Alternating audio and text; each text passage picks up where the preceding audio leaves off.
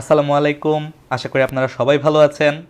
বরাবরের মতোই আরেকটি নতুন ভিডিও নিয়ে আপনাদের সামনে চলে এলাম। ভিডিওতে কি থাকবে সেটাও আপনারা জানেন। সো ইন্ট্রোডাকশনের কিছুই নাই। আপনাদের যে প্রশ্নগুলো এসেছে আপনারা কমেন্টের মাধ্যমে ফেসবুক গ্রুপটাতে কিংবা ইউটিউবে আমাকে যেগুলো পরামর্শ জানতে চেয়েছেন বা প্রশ্ন করেছেন সেগুলো আজকের ভিডিওতে টেকনিক্যালের বেসিসে উত্তর দেওয়ার চেষ্টা করব। দ্যাটস ইট, এর বাইরে আর কিছু না। তো গত সপ্তাহের ইন্ডেক্স প্রেডিকশনের লাস্ট ভিডিওতে কি ছিল?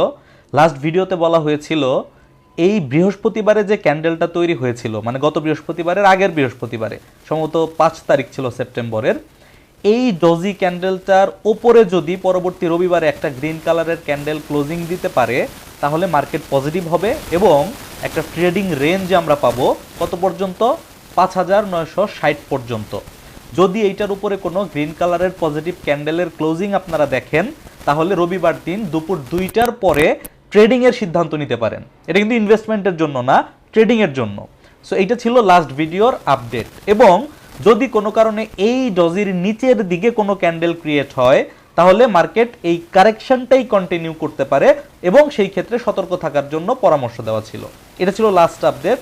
এবং আমি ধারণা রাখছিলাম এবং আপনাদেরকে এক্সপেকটেশন বলেছিলাম যে আমি 60% আশাবাদী যে এখান থেকে পজিটিভ হওয়ার একটা পসিবিলিটি আছে, আর 40% ধারণা করতেছি নিচে নামার পসিবিলিটি আছে। এটা ছিল লাস্ট আপডেট, প্লে করে দেখে নিতে পারেন। পরবর্তীতে হয়েছে কি? এই ছিল সেই ডজি ক্যান্ডেলটা, এই সেই বৃহস্পতিবারের ডজি ক্যান্ডেল যেই ক্যান্ডেলের উপর বেস করে ওই দিন ভিডিওটা তৈরি করা হয়েছিল। এবং এই ডজি ক্যান্ডেলের ওপরে ক্যান্ডেল উঠে ক্লোজিং দিলে মার্কেট পজিটিভ হবে, যেটা এক্সপেকটেশন ছিল। ঠিক তেমনিভাবেই রবিবার দিন সকালবেলা মার্কেট কিন্তু এই ডজি ক্যান্ডেলের অনেকখানি ওপরে উঠে গিয়েছিল এবং অনেকটা সময় ধরে এই রেঞ্জেই কিন্তু ছিল। কিন্তু আলটিমেটলি দিন শেষে পুরা জিনিসটাই সেল প্রেশার এসে এখানে একটা নিচের দিকে ব্রেক ডাউন করেছে। অর্থাৎ এইখানে যে কারেকশনটা ছিল সেই কারেকশনটা অব্যাহত থাকতে পারে, যেটা বলা ছিল প্রিভিয়াস ভিডিওতে, সেই রকমেরই একটা দিক নির্দেশনা আমাদেরকে দিয়েছে। Simple, plain and simple. এইখানে আমি কোনো ইন্ডিকেটর ব্যবহার করি নাই, আমি এখানে এলিয়ট ওয়েভ ব্যবহার করি নাই, আমি এখানে কোনো এক্সট্রা টেকনিক্যাল প্যারামিটার আপনাদের সামনে ধরি নাই। শুধুমাত্র প্রাইস অ্যাকশনের ভিত্তিতে প্রাইস অ্যাকশন কি বলছে সেটুকু বলছি, আর কিছু না। এবার আসেন পরবর্তীতে কি হলো। এটাকেই যদি আমরা উপরের দিকে এক্সটেন্ড করে দেই, যেহেতু এইটা আমার সাপোর্ট জোন ছিল এবং আমার ডিসিশনটা আসতো এটার উপরে পজিটিভলি ক্লোজ করলে, তাহলে এইটাই এখন আমার জন্য একটা সমসাময়িক রেজিস্ট্যান্স হিসেবে কাজ করছে। কি বললাম? সমসাময়িক রেজিস্ট্যান্স হিসেবে কাজ করছে। এটা আসলেই কি সাপোর্ট ছিল? তার কি কোনো প্রমাণ আছে বা কিসের ভিত্তিতে বলতেছি যে এটা সাপোর্ট ছিল? এই যে ডজি ক্যান্ডেলের মিডল পয়েন্টটা একটু খেয়াল করলে দেখবেন, এইখানে যখন ট্রেন্ড নিচের দিকে আসতেছিল ঠিক এই লেভেলের সাপোর্ট পেয়ে উপরের দিকে উঠলো। এটা 1 নাম্বার সিম্বল যে এটা একটা সাপোর্ট। পরবর্তীতে যখন এই সাপোর্টটা ব্রেকডাউন করে আবার উপরের দিকে ওঠার চেষ্টা করলো, ঠিক ওই একই লেভেলে বাধাপ্রাপ্ত হয়ে নিচের দিকে পড়ে গেল। এই দুইটা প্যারামিটার যখন একসাথে হলো, অর্থাৎ একবার সাপোর্ট হিসেবে কাজ করলো এবং পরের বার রেজিস্ট্যান্স হিসেবে কাজ করলো, তখনই প্রমাণিত হয়ে যায় যে এটা একটা অ্যাকচুয়াল সাপোর্ট। এটা হচ্ছে সিম্পল, বেসিক থেকে বলছি, অ্যাডভান্স কিছু নাই। এইবার এই লেভেলটা যেহেতু আমার সাপোর্ট ছিল এবং এটা ব্রেকডাউন হয়ে গিয়েছে, এরপর এখন পর্যন্ত সবুজ কালারের যে অংশটুকু আমরা দেখতে পাচ্ছি, আমার চোখে এটা হচ্ছে সাপোর্ট ব্রেকডাউন করে রিটেস্ট করলো। আরেকবার বলছি, সাপোর্ট ব্রেকডাউন করে রিটেস্ট করলো। এবার আপনি যদি এই সব কিছু ভুলে গিয়ে শুধুমাত্র আমাকে ক্যান্ডেল এবং ভলিউমের ভিত্তিতে দেখার চেষ্টা করেন, তাহলে আপনি দেখবেন সর্বশেষ মার্কেট যখন পতন হয়েছিল এই লেভেলটা থেকে, এই জায়গাটা থেকে মার্কেট পড়া শুরু করেছে, রাইট? তো এই ক্যান্ডেলটাতে আসলে ছিল কি? হিউজ পরিমাণ ভলিউম, তার মানে প্রচুর পরিমাণ ট্রানজ্যাকশন হয়েছে, যার 70% ছিল সেল। এই ভলিউমটার মধ্যে একটা বড় সেল প্রেসার ছিল, যার ফলশ্রুতিতে পরবর্তীতে মার্কেট আস্তে আস্তে আস্তে করে নিচের দিকে নেমেছে।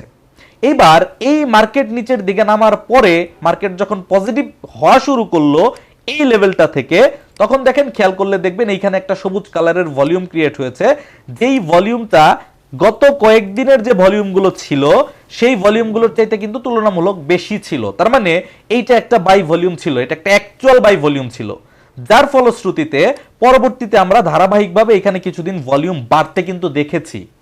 রাইট, দেখেন একদম ধারাবাহিকভাবে ভলিউম কিন্তু বাড়ছে, এবং ভলিউম বাড়ছে প্লাস মার্কেট বাড়ছে, এর মানে হচ্ছে এটা স্বাভাবিক বৃদ্ধি।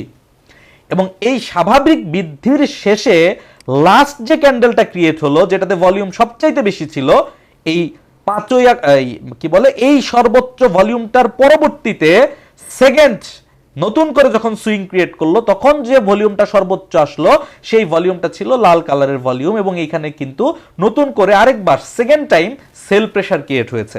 এবং যেহেতু সেল প্রেসার ক্রিয়েট হয়েছে, মার্কেট পরবর্তীতে এখান থেকে আস্তে আস্তে করে নিচের দিকে নামা শুরু করেছে। যেই পর্যন্ত ভলিউম নিচের দিকে নামা শুরু করেছে, এই ক্যান্ডেলটা পর্যন্ত ভলিউম নিচের দিকে নামা শুরু করেছে, এই পর্যন্তই মার্কেট নেগেটিভ ছিল। যখনই ভলিউমটা এই এভারেজ লেভেলটাকে ব্রেক করে উপরের দিকে সবুজ ভলিউম জেনারেট করতে পেরেছে, তখন মার্কেট কিছুটা উপরের দিকে ওঠা শুরু করেছে। কিন্তুটা কোথায়? কিন্তুটা হচ্ছে যেই ভলিউম দিয়ে মার্কেট পড়া শুরু করেছে, আমি রিসেন্ট অংশটার কথা বলছি, যেই ভলিউমের সেলটা এসে মার্কেট পড়া শুরু করেছে, এখান থেকে এখনো পর্যন্ত কোনো সবুজ কালারের ভলিউম বার উইথ প্রপার কোনো ক্যান্ডেল আমাদের পজিটিভলি গ্রিন ভলিউম দিতে পারে নাই, এইটার চাইতে বেশি এই লেভেলের উপরে। সো এই কথাটার মানে হচ্ছে মার্কেটকে যদি অন্তত পক্ষে এই লেভেলটা, এই যে তীর চিহ্ন দিয়ে দেখাচ্ছি 5860-এর আশেপাশে, এই লেভেলটার উপরে ভেঙে পজিটিভ হইতে হয়, তাহলে মার্কেটকে কিন্তু এই লেভেলটার চাইতে বেশি সবুজ কালারের ভলিউম পেতে হবে। সো বুঝার উপায় হচ্ছে মার্কেট আসলে পজিটিভলি ভলিউম বেড়েছে, এতে কোনো সন্দেহ নাই, এটাকে এক্সটেন্ড করে দেন। মার্কেটের এই ভলিউম বাড়া যদি ধারাবাহিক থাকে এবং এই লেভেলটাকে ব্রেক করে ভলিউম উঠতে পারে, সেই ক্ষেত্রে যদি ক্যান্ডেল পজিটিভ হয়, তাহলেই আসলে মার্কেট পজিটিভ হবে। আদারওয়াইজ আপনি দেখতেছেন ভলিউম আপ ডাউন, ক্যান্ডেলের মধ্যে ডজি ছোট ছোট ক্যান্ডেল উঠতেছে নামতেছে, এগুলা মূলত মার্কেটে নিটিং চলতেছে। সিম্পল, সকালবেলা মার্কেট ওপেন হয়, মার্কেটের প্রাইসটা 12টা পর্যন্ত বাড়ার পরে ওই লেভেলে প্রফেশনালরা প্রফিট টেক করতেছে। প্রফিট টেক মানে কিন্তু সমস্ত শেয়ার সেল করে দেওয়া না, তাদের হাতে 1 লক্ষ শেয়ার থাকলে সে সেখান থেকে 20-30 হাজার শেয়ার সেল করে দিচ্ছে।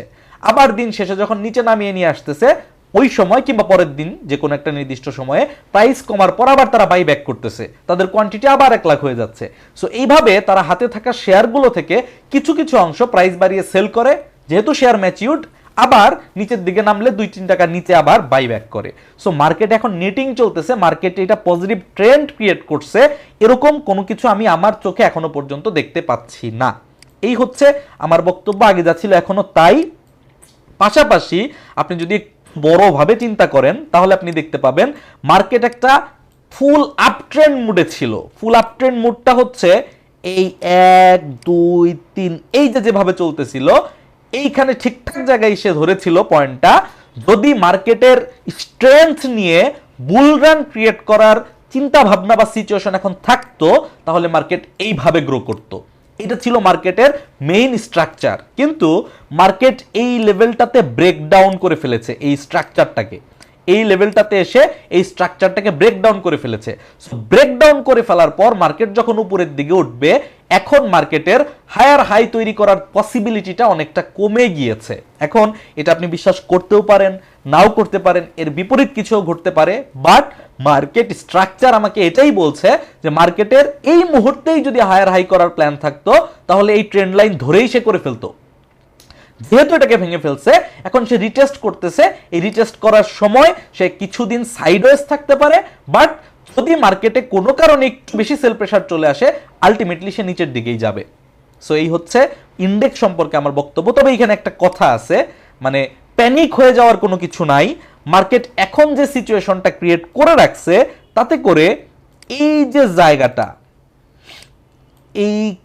এইখান থেকে মানে 5600 থেকে ওপরের দিকে আমি যদি বেশি করেও ধরি 5790 বা 5800 ধরেন, 5600 থেকে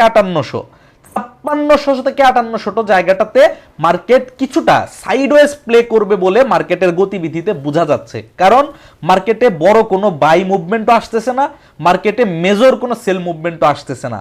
সো এইখানে একটু সাইডওয়েজ মুভমেন্ট প্লে করার অপরচুনিটি মার্কেটের আছে। তবে আলটিমেটলি মার্কেট এখনো পর্যন্ত কারেক্টিভ মুডেই আমি দেখতে পাচ্ছি। সো এই হচ্ছে ইন্ডেক্সের কথা। ইন্ডেক্স নিয়ে ভয় পাওয়ার কোনো কিছু নাই, তবে পজিটিভ হয়ে গেছে বলে যারা ধারণা করতেছি ওরকম কিছু আমি আসলে দেখতে পাচ্ছি না। তারপরও যারা দেখতে পাচ্ছেন সেটা একান্তই তাদের অ্যানালিটিক্যাল ভিউ, আমার সেখানে কোনো দ্বিমত নাই। আর এইদিকে যদি আপনি দেখেন আরো কিছু, আমি আপনাকে মাল্টিপল ইন্ডিকেশন দিয়ে রাখতেছি যে কিসের মাধ্যমে আপনি আসলে বুঝতে পারবেন যে আসলে পজিটিভ হয়ে গেল কিনা, তখন যাতে অন্তত পক্ষে বুঝতে পারেন। সেটা হচ্ছে মার্কেট একটা ফ্ল্যাগ প্যাটার্নের মতো ক্রিয়েট হয়ে বসে আছে এবং যখনই মার্কেট তার ফ্ল্যাগের উপরে রেজিস্ট্যান্সটাকে টাচ করতেছে এখান থেকে কিন্তু প্রফিট টেক হচ্ছে, সেল প্রেসার পাচ্ছে, এটা পার করতে পারতেছে না। এখনো কিন্তু ঠিক তাই ঘটেছে। সো ইতিপূর্বেও যখন পার করতে পারে নাই, দেখেন দুইটা পিনবারওয়ালা ক্যান্ডেল এখানে ক্রিয়েট হয়ে নিচে চলে আসছে।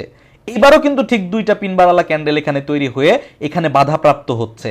আগের বার যে লেভেলে ভলিউম পেয়েছিল এবার তার চাইতেও কম ভলিউম পেয়েছে। সো এটা পার করতে হইলে আসলেই তাকে একটা বড় সবুজ কালারের ভলিউম এইখানে লাগবে, এখানে একটা বড় সবুজ কালারের ভলিউম লাগবে, পাশাপাশি এইখানে আপনার এই লেভেলটাকে ব্রেকআউট করতে হবে।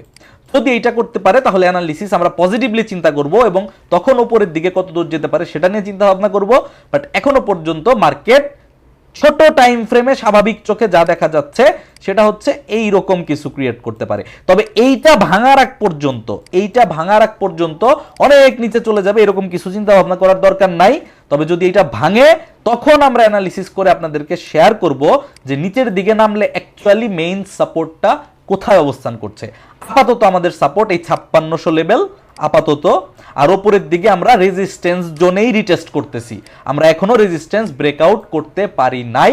যে কোনো সময় মার্কেট যদি রেজিস্ট্যান্স ব্রেকআউট করতে না পারে তাহলে আলটিমেটলি নিচের দিকে আসবে, কিছুটা সাইডওয়েজ মুভমেন্ট আমরা কিছুদিন পেতে পারি। দ্যাটস ইট ইন্ডেক্স সম্পর্কে। আসেন ইন্ডেক্স পরবর্তী অন্যান্য কিছু বিষয়। সবচেয়ে বেশি প্রশ্ন এসেছে কনফিডেন্স সিমেন্ট নিয়ে। সো এটাকে একটু কভার করে দেই। কনফিডেন্স সিমেন্ট নিয়ে আমার প্রিভিয়াস ভিডিওগুলোতে আপনারা দেখেছেন, এটা যখন নিচের দিকে নেমেছিল এটা বারবার আমরা দেখিয়েছি যে এই স্টকটা আসলে কন্ডিশনাল যে ফান্ডামেন্টাল ডেটা এটার মধ্যে আছে বা যেই প্রাইস লেভেল এটা আছে এটা একটা পারফেক্ট ইনভেস্টমেন্ট অপরচুনিটি হইতে পারে ফর পজিশন ট্রেডিং, কয়েক মাসের ট্রেডিং। সো আপনি যদি চিন্তা ভাবনা করে থাকেন বা দেখে থেকে থাকেন ভিডিওটা, আলটিমেটলি এই শেয়ারটা কিন্তু আমাদেরকে অলমোস্ট, আমি 57 টাকা ধরতেছি না, 60 টাকা থেকে 90 টাকা পর্যন্ত অর্থাৎ 50% প্রফিট গেইন এই গত 3 মাসে দিয়েছে। কে নিতে পেরেছি? আমিও কিন্তু 50% প্রফিট গেইন নিতে পারি নাই, আমি ক্লিয়ার করতেছি, আমি নিতে পারি নাই। আমি কনফিডেন্স সিমেন্টে কন্টিনিউয়াসলি ছিলামও না, কারণ আমি শর্ট টার্ম ট্রেডার। বাট যারা নিতে পেরেছেন এখানে কিন্তু একটা 50% প্রাইজের গ্যাপ ছিল।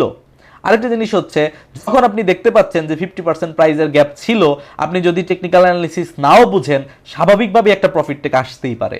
আর ভিডিওতেও বলা ছিল যে 60 থেকে 90 টাকা পর্যন্ত হচ্ছে এটা সেফ ট্রেডিং রেঞ্জ। 90 টাকা এটার টার্গেট বলা ছিল লাস্ট ভিডিওগুলোতে, এটা 89 টাকা 70 পয়সা পর্যন্ত গিয়েছে। এবার যদি আসি টেকনিক্যালি, এতক্ষণ যেটা বললাম এটা ছিল বক্তব্য, ধারণা। টেকনিক্যালি যদি আপনি চিন্তা করেন চার্টের ভিত্তিতে, তাহলে এই স্টকটার টার্গেট প্রাইস ছিল 87 টাকা থেকে 93 টাকা পর্যন্ত। 87 টাকা পর্যন্ত সে যাবেই, 93 টাকা পর্যন্ত যাওয়ার একটা পসিবিলিটি আছে এই টার্মে। এরপর আর কোনোদিন পারবে না আমি কিন্তু এটা বলতেছি না, এই এক দরে কত দূর পর্যন্ত যাওয়ার পসিবিলিটি ছিল সেটার কথা বলতেছি।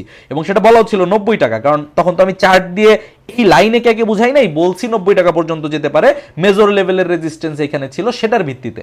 তো এনিওয়ে এইটা ঠিক সেই লেভেলে গিয়েই প্রফিট টেক করে এখান থেকে পড়া শুরু করেছে। সো এইটার একটা ওয়েব সাইকেল কমপ্লিট হয়ে গিয়েছে এখানে কোনো সন্দেহ নাই। এটা এখনই এখান থেকে নতুন হায়ার হাই ক্রিয়েট করার কোনো সম্ভাবনা কোনোভাবেই নাই। 1 2 নাম্বার হচ্ছে মানে ব্যাক আসতে পারে কোথা থেকে, সাপোর্ট কোথায়। 1 নাম্বার পয়েন্ট ভালো করে বোঝার চেষ্টা করবেন, এই স্টকটা যদি এই আপ ট্রেন্ডটাকে ধরে রাখতে চায়, আরেকবার বলছি, এই স্টকটা যদি এই চলমান আপ ট্রেন্ডটাকে ধরে রাখতে চায় তাহলে মার্কেটে এই স্টকটার বর্তমান সাপোর্ট 66 টাকা 90 পয়সা, এবং বর্তমানে এই স্টকটা 66 টাকা 90 পয়সার উপরেই দাঁড়িয়ে আছে। আপনি বলতে পারেন যে 66 টাকা 90 পয়সার উপরে দাঁড়িয়ে আছে দেখে এখানে দাগ দেওয়া হয়েছে, না, এটা ফিবোনাচির একটা মেজারমেন্ট, ফিবোনাচির একটা মেজারমেন্টের লেভেল অনুযায়ী এই পয়েন্ট আউটগুলো করা হয়। এটা স্টকের প্রাইস কোথায় আছে না আছে ওটার উপর দেখে করা হয় না। যাই হোক, বিশ্বাস করা না করে একান্তই আপনার উপর, আমি আপনার উপর কোনো বিশ্বাস চাপিয়ে দিচ্ছি না। এই 66 টাকা 90 পয়সা থেকেই যদি মার্কেটে আগামী দিন থেকে কনফিডেন্স সিমেন্ট বাউন্স ব্যাক করে, আমি যেটা এক্সপেক্ট করতেছি যে একটা ছোটখাটো বাউন্স ব্যাক করলেও করতে পারে, তাহলে এই লেভেল থেকে মার্কেট প্রাইস ওপরের দিকে উঠলে আনুমানিক 78 থেকে 81 টাকার আশেপাশে পর্যন্ত উঠতে পারে। 78 থেকে 81 টাকার আশেপাশে পর্যন্ত উঠতে পারে এবং এই স্টকটা এখান থেকে উঠলে ডাইরেক্ট হায়ার হাই করার কোনো রকম পসিবিলিটি আমি দেখতে পাচ্ছি না। এক, আর এই 78 থেকে 61 টাকার রেঞ্জের যে কোনো একটা লেভেল পর্যন্ত টাচ করার পর মার্কেটে এই স্টকটার প্রাইস আরো একবার নিচের দিকে আসতে পারে এবং তখন যখন নিচের দিকে আসবে তখন এই 66 টাকা থেকে নিয়ে 63 টাকা পর্যন্ত এই স্টকটা নিচের দিকে নামতে পারে। ক্লিয়ার? সো যদি এখান থেকে ঘুরে কালকে, তাহলে আপনি দেখতে পাবেন যে এই স্টকটা একটা পজিটিভ মুভমেন্ট দিচ্ছে 78 থেকে 80-81 টাকা পর্যন্ত, পরবর্তীতে আবার আরেকবার নিচের দিকে আসতে পারে এবং দেন ওখান থেকে পরের বার একটা আপ মুভমেন্ট আমরা এই স্টকে পেতে পারি। এটা হলো পজিটিভলি হইলে। দুইটা কন্ডিশনই কিন্তু থাকে প্রত্যেকটা স্টকের। পজিটিভলি হইলে কি হবে, নেগেটিভ হইলে কি হইতে পারে।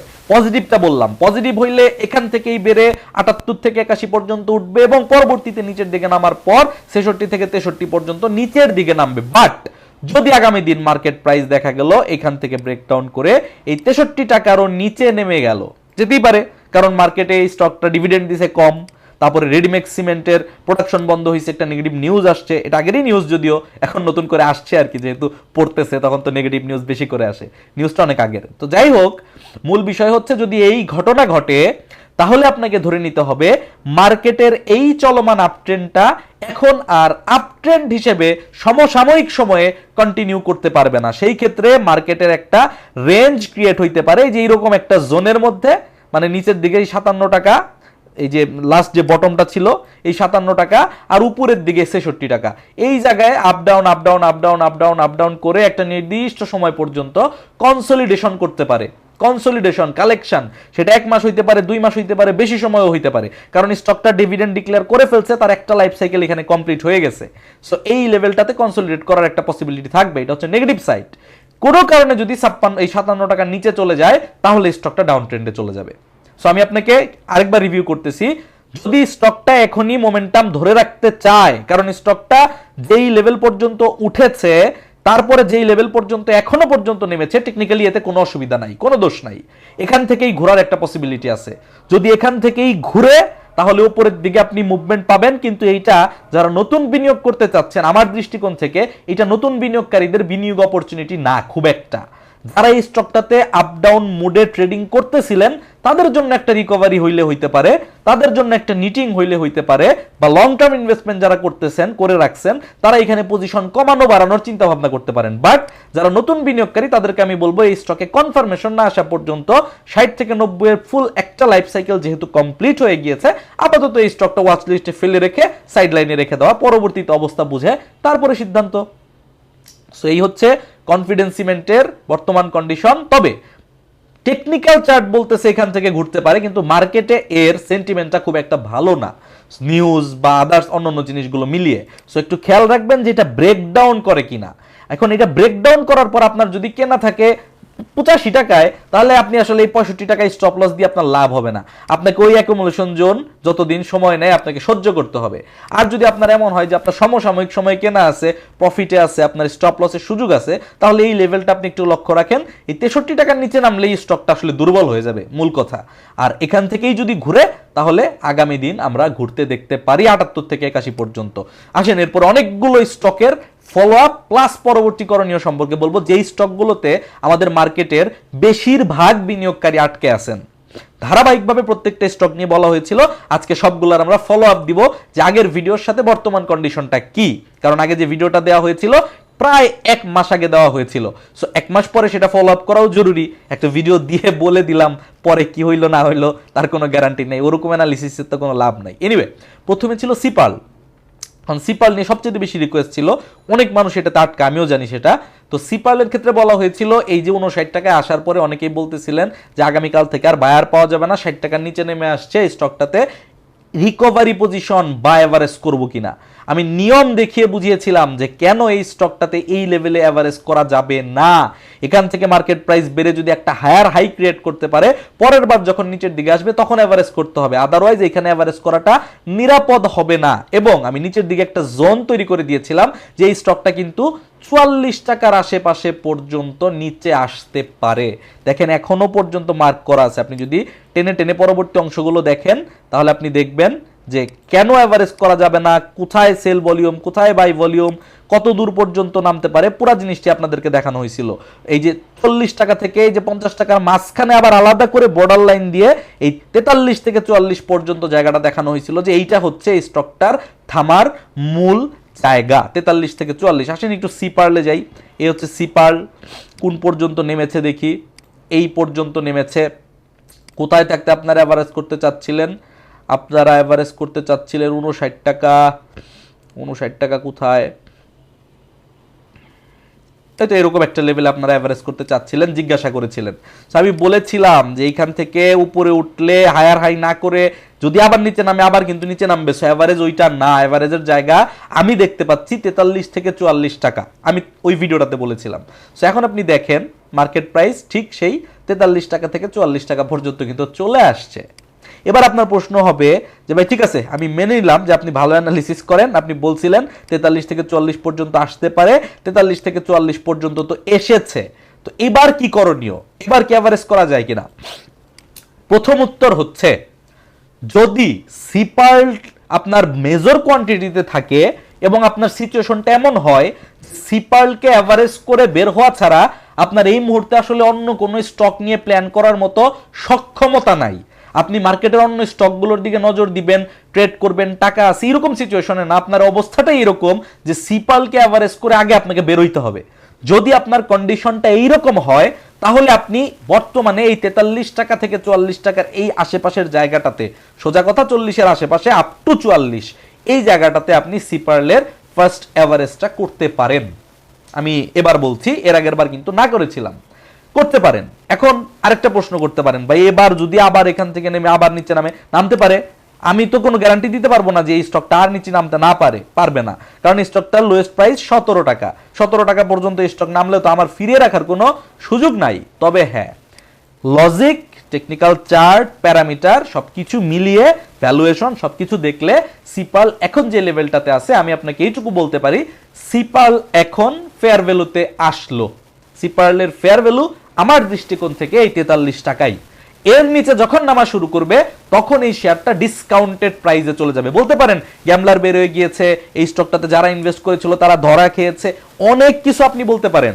বাট আমার প্রশ্ন হচ্ছে, একটা স্টককে 17 টাকা থেকে 300 টাকার উপরে নিয়ে যেতে গ্যামলার লাগে, আই অ্যাগ্রি।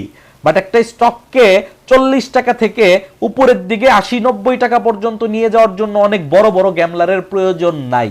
স্টক যদি ফেয়ার প্রাইসে আসে, সাধারণ বিনিয়োগকারী প্লাস ইনস্টিটিউশনাল অংশ ওখানে ইনভেস্ট করবে, আস্তে আস্তে করুক, তাড়াতাড়ি করুক, এবং সেটাকে একটা নির্দিষ্ট ফেয়ার লেভেল পর্যন্ত উঠাবে। ওইটার জন্য আপনারা যে চিন্তাটা করেন যে গ্যামলার বেরোয় গিয়েছে, ওটার কিন্তু প্রয়োজন নাই। কারণ আমি কিন্তু বলতেছি না 40 টাকা থেকে সিপাল আগামী বছর 400 টাকা হবে, আমি কিন্তু এরকম কোনো কিছুই বলতেছি না। পরবর্তীতে সিপালের একটা মেজর রেজিস্ট্যান্স হবে এই জায়গাটা, এই যে 82 টাকা। সো যারা এই 40 টাকার আশেপাশে এভারেজ করবেন, তারা পরবর্তীতে, আমি যদি বলি মার্কেট ভালো হইলে কত দূর যাবে, ওই যে 80-82 টাকার পর্যন্ত এক্সপেকটেশন রাখতে হবে। এটা তো আমি 400 টাকার কথা বলতেছি না যে আপনাকে আরো বড় বড় গ্যামলার নিয়ে আসতে হবে। ফেয়ার লেভেলে চিন্তা করেন। একটা স্টক যখন নেগেটিভ হয়ে যায়, সবার মেন্টালিটিটাই নেগেটিভ হয়ে যায়। এই জন্য আমরা মনে করি এই স্টকটা জিরো হয়ে যাবে, এই স্টকটা শেষ, ধ্বংস। It's not like that. এইভাবে যখন বাড়ছে সেইভাবে এখন কমছেও। এখন প্রবলেম যেটা হইতে পারে সেটা হচ্ছে 40 টাকায় বিনিয়োগ করার পর আপনাকে একটা লম্বা সময় বসে থাকতে হইতে পারে। কপাল ভালো থাকলে মার্কেট যদি একটা টান নিয়ে আসে, তাহলে এরকম একটা মুভমেন্ট আপনি পেতে পারেন। বাট এই মুভমেন্টটা আপনি খুব দ্রুত পাবেন নাকি এই মুভমেন্টের জন্য আপনাকে এরকম কনসলিডেশন পার করতে হবে, এটার কোনো গ্যারান্টি নাই। কারণ স্টকটা ফুল ডাউন ট্রেন্ডের একটা স্টক, যতক্ষণ পর্যন্ত এইটাকে নতুন করে ইনভেস্টমেন্টে মানে বড় বিনিয়োগকারীরা না আসবে, ততক্ষণ পর্যন্ত এই শেয়ার কিন্তু খুব বেশি মুভ করবে না। তাই আমার পরামর্শ হচ্ছে, যারা আটকে আছেন এবং কিছুই করার নাই, এই স্টক অ্যাভারেজ আপনাকে করতেই হবে, তারা এখন অ্যাভারেজ করতে পারেন। এতদিন আমি কখনোই আপনার অ্যাভারেজের পরামর্শ ভিডিওতে বলি নাই, এখন করতে পারেন। বাট আবারও বলছি, তারপরেও আপনাকে অ্যাভারেজ করার পরেও সময় হাতে রাখতে হবে, কারণ অ্যাকুমুলেশন কতটুকু লম্বা হবে সেটা কেউ এই মুহূর্তে আপনাকে বলতে পারবে না। কেউই বলতে পারবে না আসলে। বাংলাদেশের মানে আমার চাইতে যত ভালো অ্যানালিস্ট থাক, কেউই আপনাকে বলতে পারবে না, এটা বলা যায় না। যারা বলছেন তারা চাপাবাজি ছাড়া আর কোনো কিছুই না। সো আপনাকে এই জিনিসটা বুঝে আপনাকে অ্যাভারেজ করতে হবে। তবে অ্যাভারেজ করার জায়গায় এই মাত্র স্টকটা এসেছে। আসেন সিপালের পরে সিপার্লের পরে সিপার্ল নিয়ে অনেকক্ষণ লম্বা আলোচনা করা হয়েছিল। সোনালী পেপার নিয়ে বলেছিলাম যে কি সমস্যা। সো সোনালী পেপারের এইটা ছিল তখন সাপোর্ট, এবং বলেছিলাম 196 টাকার নিচে নামলে স্টকটা কিন্তু স্লো হয়ে যাবে, এবং দুর্ভাগ্যজনকভাবে স্টকটার ইপিএস খুব বাজে আসছে, কিছু করার ছিল না কারোই। সো যেহেতু বাজে আসছে, আলটিমেটলি সোনালী পেপারটা ওই যে সাপোর্ট লেভেলটা আছে সেই সাপোর্ট লেভেলটা ভেঙে ফেলছে। এখন আবার পলিথিন যেহেতু নিষিদ্ধ হয়েছে, পেপার সেক্টরের সবগুলো শেয়ারই বাড়ছে, এখানে আর কোনো যদু মধু কদু বাকি নাই, সবাই বেড়ে গেছে। তো সেই ধারাবাহিকতা এটাও বাড়তেছে। বাট আপনাকে মাথায় রাখতে হবে এই যে রেঞ্জটা 195 টাকা থেকে উপরের দিকে 230 টাকা পর্যন্ত, এটা কিন্তু এখন একটা শক্ত রেজিস্ট্যান্স হিসেবে কাজ করবে। সো আপাতত এই স্টকটাতে যারা নতুন করে বিনিয়োগ করতে পেরেছেন তারা শর্ট টার্ম প্রফিট নিতে পারবেন, এটা আরো বাড়তে পারে, আরো কিছু বাড়তে পারে। বাট যারা এই স্টকটাতে অনেক আগে থেকে আটকা আছেন, কিংবা যারা এই স্টকটাতে নতুন করে বিনিয়োগ করতে চাচ্ছেন, তাদেরকে আমি বলবো একটু অবজার্ভ করা উচিত ভাই। কারণ এই যে এই জায়গাটাতে আবার এই স্টকটা অ্যাকুমুলেশনই হয় কি না লম্বা সময়, তার কিন্তু কোনো গ্যারান্টি নেই। কারণ সবে মাত্র একটা বড় কারেকশন শেষ করলো, তাও আবার হায়ার মানে লোয়ার লো করে ফেলছে, আগের লো ব্রেক করে নিচে নেমে ফেলছে। সো যেহেতু এই ঘটনা ঘটছে, এখন এখান থেকে হুট করে অনেক উপরে উঠে যাবে এরকম এক্সপেকটেশন করাটা খুবই দুষ্কর। যদি এইখান থেকে মার্কেট প্রাইস এই যে হাই 340 টাকা এইটার উপরে উঠতে পারে, তখন আপনি গিয়ে বুঝবেন যে এই স্টকটা আবার ট্রেন্ড ফিরে পাইছে। এখন বলতে পারেন ভাই কেবল আছে 200 টাকায়, আপনি বলতেছেন 170 টাকায়, আপনি বলতেছেন 340 টাকার উপরে গেলে আপ ট্রেন্ড। হ্যাঁ ভাই তাই, কারণ কি এই স্টকটার উপরে অনেক গ্যাপ আছে। 620 টাকায় কোনো না কোনো দিন কিন্তু এই স্টকটা যাবে। এখন এই কোনো না কোনো দিন কিন্তু 1 বছর পরেও হইতে পারে, 5 বছর পরেও হইতে পারে। সো আপনি হয়তো বা 5 বছর অপেক্ষা করতে রাজি না। সো সেই কারণেই এই স্টকটা 340 টাকার উপরে গেলে ওভার প্রাইসড হয়ে যাচ্ছে। ব্যাপারটা যদি আপনি ইনভেস্টমেন্টের পার্সপেক্টিভে চিন্তা করেন তাহলে কথা সত্য, বাট যদি আপনি ট্রেডিং এর পার্সপেক্টিভে চিন্তা করেন তাহলে এই যে এই রেজিস্ট্যান্স গুলো ব্রেক করে একটা হায়ার হাই, নিয়ম হচ্ছে একটা হায়ার হাই করবে, আবার নিচে ট্রেডিং এর নিয়ম হচ্ছে এইখান থেকে একটা হায়ার হাই করবে, তারপরে আবার নিচে এসে সাপোর্ট নিয়ে ঘুরবে, এইখানে আপনি ইনভেস্ট করবেন। এইখানে আপনি ইনভেস্ট করলে আপনি এরকম একটা লেভেল টার্গেট করে বসে থাকবেন। আর যদি ইনভেস্টমেন্টের প্ল্যান করে থাকেন তাহলে ডেফিনেটলি এখন একটা ইনভেস্টমেন্টের প্ল্যান আপনি করতে পারেন। বাট আমার কাছে এত দীর্ঘ লম্বা ডাউন ট্রেন্ডের পরে ইনভেস্টমেন্ট প্ল্যান করাটা সমুচিত মনে করি না। কারণ হচ্ছে অনেক ক্ষেত্রেই এই ক্ষেত্রে লম্বা সময় অ্যাকুমুলেশন হয়ে থাকে, তাহলে আপনার ফান্ডটা অনেকদিন আটকে থাকতে পারে। ব্যাপারটা এরকম। আসেন সোনালী পেপারের পরের পার্ট। সোনালী পেপারের পরে ছিল সোনালী আঁশ। খুবই স্পষ্ট করে বলেছিলাম যে সোনালী পেপার আর সোনালী আঁশের মধ্যে আমার চিন্তা ভাবনাটা কমপ্লিটলি ডিফারেন্ট, দুইটা দুই রকম। এটা ফেয়ার ভ্যালুতে আছে, ইপিএস ডেটা ফান্ডামেন্টাল কন্ডিশন সমস্ত কিছু বুঝিয়ে আপনাদেরকে বলা হয়েছিল, এবং একটা দাগ দিয়ে দেখানো হয়েছিল যে এই স্টকটা যদি নিচের দিকে আসে 260 টাকাকে আমি বলেছিলাম যে এই স্টকটার বাই জোনের শুরু, এবং 260 টাকার নিচে যত দূর পর্যন্ত আপনি পাবেন তত দূর পর্যন্ত এই স্টকটা বর্তমান ডেটা অনুযায়ী আপনার জন্য ডিসকাউন্টেড প্রাইস আছে। একদম এই ওয়ার্ডগুলোই আপনি পাবেন যদি ভিডিওটা প্লে করেন। আমার যতদূর মনে পড়ে আর কি, 1 মাস আগের তো যতটুকু মনে আছে। সো 260 টাকার নিচে 263 টাকা ছিল, বলেছিলাম যে এর নিচে নামতে থাকবে, আপনি কিনতে থাকবেন। আর অ্যাকচুয়াল বাই লেভেল বা সাপোর্ট লেভেল ছিল এই সবুজ বক্সটা। আসেন এবার একটু সোনালী আঁশের কি অবস্থা। সোনালী আঁশে যদি আমি যাই এবং ওই সবুজ বক্সটাতে যদি আমি যাই, তাহলে আমরা দেখতে পাচ্ছি মার্কেট প্রাইস ওই ভিডিওর পর থেকে 260 এর নিচে আসলে নেমেছে, এবং ঠিক ওই সবুজ বক্সটাকে যখন টাচ করেছে তারপরে কিন্তু মার্কেট প্রাইস এখান থেকে একটা রিটেস দিয়ে বাড়া শুরু করেছে, এবং একটা ডাউন ট্রেন্ড, একটা শর্ট টার্মের ডাউন ট্রেন্ড ক্রিয়েট করেছিল, সেটা কিন্তু সে ব্রেকআউটও করে ফেলছে। হ্যাঁ, এবার যদি আপনি আমাকে বলেন যে টার্গেট কি রাখা যায় শর্ট টার্মের জন্য, আপনি এই 320 থেকে 330-35 এই জায়গাটাকে শর্ট টার্মের টার্গেট চিন্তা করতে পারেন। এই যে আপনার হচ্ছে এই যে জায়গাটাকে আপনি শর্ট টার্মের টার্গেট ধরতে পারেন 320 টাকা থেকে 330-35 টাকা, এটা কিন্তু এটা শর্ট টার্মের টার্গেট। এই স্টকটার টার্গেট আমার জন্য আবার একটু ডিফারেন্ট। আমার জন্য এই স্টকটার টার্গেট হচ্ছে মিনিমাম এই 599 টাকা, মানে 600 টাকা। এবার আপনি বলতে পারেন বলে কি, তাহলে তো কালকে কিনি 600 টাকা পাচ্ছি, টাকা ডাবল। না, ব্যাপারটা এরকম না। এই গ্যাপটা market today or tomorrow fill up করবে, বাট এই গ্যাপটাকে ফিল আপ করার জন্য মার্কেট 6 মাসও সময় নিতে পারে, মার্কেট 2 বছরও সময় নিতে পারে। ফিল আপ করবে এটা আমরা জানি, কিন্তু এই যে দেখেন এখানে প্রায় 1 বছর সময় মার্কেট এইটুকু মুভমেন্ট করেছে, তাই না? আবার এইখানে দেখেন, এইখানে মার্কেট মাত্র 3 মাসের মধ্যে ওই জায়গাটুকুর দ্বিগুণেরও বেশি মুভমেন্ট করেছে। সো সো মার্কেট কতটুকু সময়ে কতটুকু মুভমেন্ট করবে এটা কিন্তু বিভিন্ন কিছুর উপর নির্ভর করে। আপনি ফিক্সড টাইম ফ্রেম ধরে বলে দিতে পারবেন না যে কখন আসলে 600 টাকা হবে, কিন্তু আমি এটা জানি সোনালী আঁশ টুডে অর টুমোরো আবার একদিন 600 টাকা হবে।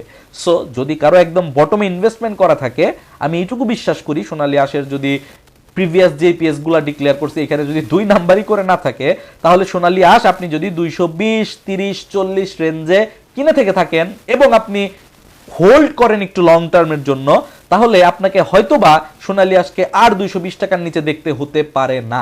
মানে আপনার স্টকটা আপনি হয়তোবা 320 টাকায় গেল, প্রফিট টেক করলেন না, আবার হয়তো কমে 280 টাকায় আসলো, এরকম হইতে পারে। বাট 220 টাকার যে লেভেলটা ছিল রিসেন্ট বটম, হয়তো আমি বিশ্বাস করি এই লেভেলের নিচে আপনি সোনালী আঁশকে আগামী মোটামুটি ভালো একটা সময় পর্যন্ত আর দেখতে পাবেন না। সো আপনি চাইলে এই স্টকটাকে কিন্তু এভারেজ না, মানে পজিশন ট্রেডিং এর মতো, যখন 330-এ গেল আমি আমার 40% স্টক সেল করে দিলাম, আবার যদি আমি একটু নিচে পাই আমি আবার কোয়ান্টিটি বাড়ালাম, মানে এই স্টাইলে আপনি কিন্তু এটাকে ট্রেইলিং স্টপ লস ধরে ধরে উপরের দিকে ট্রেইল করতে পারেন বড় টার্গেটের আশায়। তো এনিওয়ে, আমারটা আমি বললাম, আপনারটা আপনার পছন্দ অনুযায়ী আপনি করবেন, বাট যেটা দেখানো হয়েছিল সেটা কাজ করছে কিনা সেইটা আমি দেখালাম। আচ্ছা, এরপর আসেন ইমারে দোয়েল। কমতে কমতে এত কমে গেছে, সবার কমপ্লেন, তারপরেও কেন বাড়ে না? সো লাস্ট ভিডিওতে আমি একটা হেড এন্ড শোল্ডার প্যাটার্ন দেখিয়েছিলাম এবং স্পেসিফিক করে আপনাদেরকে একটা জায়গা ধরিয়ে দিয়েছিলাম। এই দেখেন 27 টাকা 90 পয়সা, 27 টাকা 90 পয়সা পর্যন্ত নামার পসিবিলিটি তখনও আমি দেখতে পাচ্ছিলাম, যখন প্রাইস ছিল 37 টাকার উপরে, মানে 10 টাকা, কিন্তু তখনও বলতেছিলাম যে আরো 10 টাকা কমবে, এটুকু বলতেছিলাম। এবং বলার পরে আমার স্পষ্ট মনে আছে আমি সরিও বলে নিয়েছিলাম যে আমি জানি স্টকটা অনেকের আছে, সো আমি যদি বলি কমবে তার খারাপ লাগবে। বাট আমি দেখেন, আমি স্টক অ্যানালিসিস করে যে ভিডিওটা বানাই এটা কিন্তু আমি প্রফেশনালি বানাই, আমার শখ আমার প্যাশন ঠিক আছে, বাট আমাকে প্রফেশনালি অ্যান্সার করতে হয়। আমি ইটস নট লাইক দ্যাট যে আমার 10টা ভাইয়ের এমআরএ দোয়েল আছে আমি তাহলে বলি এটা বাড়বে তাহলে তারা খুশি হবে। আমি জানি আমার অনেক ভিডিও অনেক মন্তব্যের কারণে অনেকেই আমার উপর ক্ষুব্ধ, আমাকে পছন্দ করেন না বা মনে করেন যে সবসময় নেগেটিভ কথাবার্তা বেশি বলি। ওকে, সবই ঠিক আছে, বাট আমাকে কিন্তু প্রফেশনাল বিহেভ করতে হয় যে আমি কি চার্টে দেখতে পাচ্ছি সেই মেসেজটা যাতে আমি দিতে পারি, তারপর সিদ্ধান্ত অ্যানালিসিস করা না করা সম্পূর্ণই আপনার উপর। সো ওই যে 10 টাকা আরো কমবে বলেছিলাম, জানি অনেকের ভালো লাগে নাই, বাট হয়েছে কি আসলে দিন শেষে কি হয়েছে এটা একটু দেখতে চাই। এখানে আমি দেখাচ্ছিলাম 27 টাকা 90 পয়সা পর্যন্ত নামার একটা পসিবিলিটি। এটা কত পর্যন্ত নামছে? এটা 28 টাকা 50 পয়সা পর্যন্ত নামছে। হ্যাঁ, আমার 27 টাকা 90 পয়সা পর্যন্ত নামে নাই, মানলাম আমি। তো আমি এই 60 পয়সা কেন নামে নাই তার জবাব আমি দিতে পারবো না, কারণ অ্যানালিসিস কখনো পুরা পয়েন্ট হয় না। আর এটাই যে এই স্টকটার বটম সেটাও আমি আপনাকে কনফার্ম করতে পারতেছি না, কারণ এখনো পর্যন্ত এই স্টকটা যেইভাবে যে পজিশনে আছে এখনো পর্যন্ত সেই কোনো ধরনের কোনো আপ ট্রেন্ডের সিগন্যাল কনফার্মেশন কোনো কিছুই দেয় নাই। সো এই স্টকটাকে যদি মিনিমাম আপনি চিন্তা করেন, যখন এই স্টকটা 37 টাকা 60 পয়সা, আবার বলছি 37 টাকা 60 পয়সা ক্রস করবে এবং করার পরে নিচে সেভাবে ঘুরবে, তখন আপনি চিন্তা ভাবনা করতে পারেন যে এটাই মনে হয় বটম ছিল। ব্যাপারটা এরকম যতক্ষণ পর্যন্ত 37 টাকা 70 পয়সার উপরে কোনো ক্লোজিং ক্যান্ডেল ক্লোজ না দিচ্ছে, এই স্টকটা যে ফাইনাল বটম ক্রিয়েট করে ফেলেছে তার কোনো গ্যারান্টি নাই। তবে একই কথা সিপার্লের মতো আমি আপনাকে বলবো যে এই যে আমি আপনাকে বললাম 27 টাকার কথাটা বলছিলাম, 27 টাকা 90 পয়সা, আমি মনে করি এমআরএ দোয়েলের ডেটা কোথায়, ফান্ডামেন্টাল ডেটা, অয়েল এমআরএ দোয়েল, কারণ টেকনিক্যালের পাশাপাশি ফান্ডামেন্টালও দেখা জরুরি। সো সবকিছু মিলিয়ে আমি আপনাকে এইটুকু বলতে পারি যে এই 27 টাকার লেভেলটা এমআরএ দোয়েলের জন্য ঠিকঠাক একটা লেভেল। ওই যেটা সি পার্লের সময় তখন বলছিলাম যে 59 টাকার লেভেলটা আমার কাছে ঠিকঠাক লেভেল মনে হচ্ছে না, এভারেজ করেন না, 43-44 টাকার জন্য ওয়েট করেন, 40 টাকা হচ্ছে তার মেইন ফেয়ার লেভেল। সো ঠিক তেমনিভাবে ইমারে দোয়েলের জন্য আমি মনে করি এই 27-28 টাকাটা হচ্ছে এটার জন্য একটা ফেয়ার লেভেল। এবার এর নিচে নামতে পারে না তাতে কোনো ধরনের সন্দেহ নাই, নামতেই পারে, বাট যদি নিচে নামে যেই পর্যন্তই নিচে নামবে সেই জায়গাগুলো হবে আসলে ডিসকাউন্টেড জোন। সো ওইখানে খুব একটা টেনশন করার কিছু নাই। তবে ওই একই কথা, সিপাল বলেন, সোনালী পেপার বলেন, এমআরএ অয়েল বলেন, প্রতিটা স্টক একটা লম্বা ডাউন ট্রেন্ডের শেয়ার। তার মানে কি এই স্টকগুলোর প্রতিটা পদে পদে সাধারণ বিনিয়োগকারীরা ইনভেস্ট করে করে এখনো ওয়েট করতেছে, বের হইতে পারতেছে না। সো এই ধরনের স্টকের ক্ষেত্রে যেটা বড় চ্যালেঞ্জ হয়, বাড়তে গিয়ে যখন এই লেভেলে যায়, এখানে যারা আটকে আছে তারা সেল প্রেসার দিয়ে দেয়, আবার নিচে পড়ে যায়, আবার কিছুদিন অ্যাকুমুলেট হয়ে আবার বাড়া শুরু করে। যখন এই লেভেলে যায়, এখানে যারা ওয়েট করতেছিল তারা সেল দেওয়া শুরু করে, আবার এই পর্যন্ত নিচে চলে আসে, আবার এখানে কিছুদিন অ্যাকুমুলেট করে আবার উপরে যায়, সেম ঘটনা এখানে ঘটে, আবার সেল প্রেসার দিয়ে আবার এইটুকু নিচে নামায় ফেলে। সো হয় কি, স্টকটা এইভাবে নিচে নামার পরে কখনোই এইভাবে উঠতে পারে না, এটা পসিবল না, ইউজুয়ালি এটা ঘটতে দেখা যায় না। সো এই স্টকগুলো তখন স্লো মুভ করে।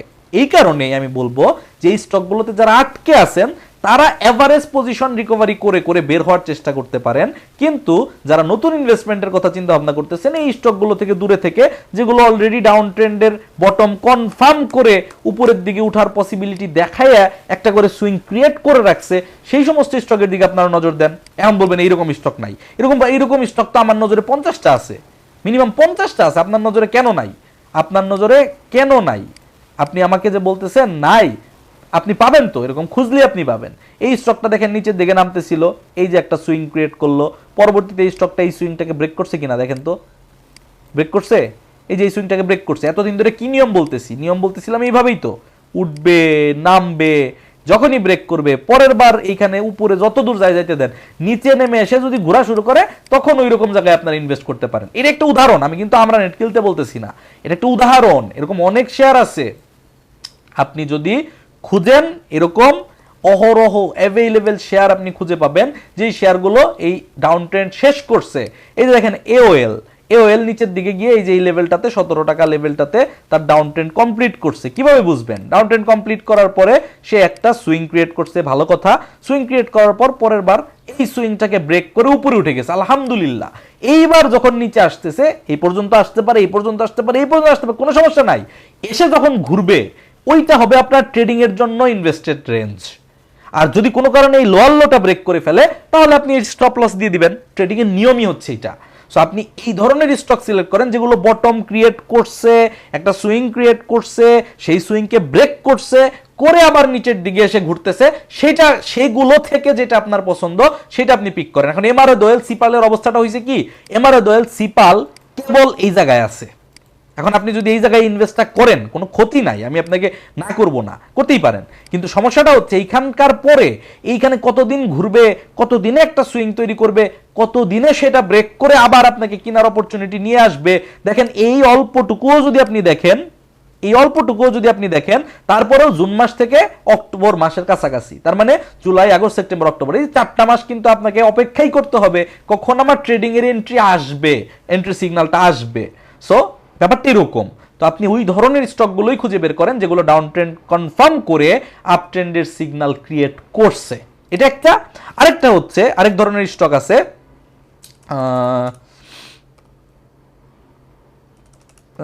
দাঁড়ান একটা মিনিট, লাইফ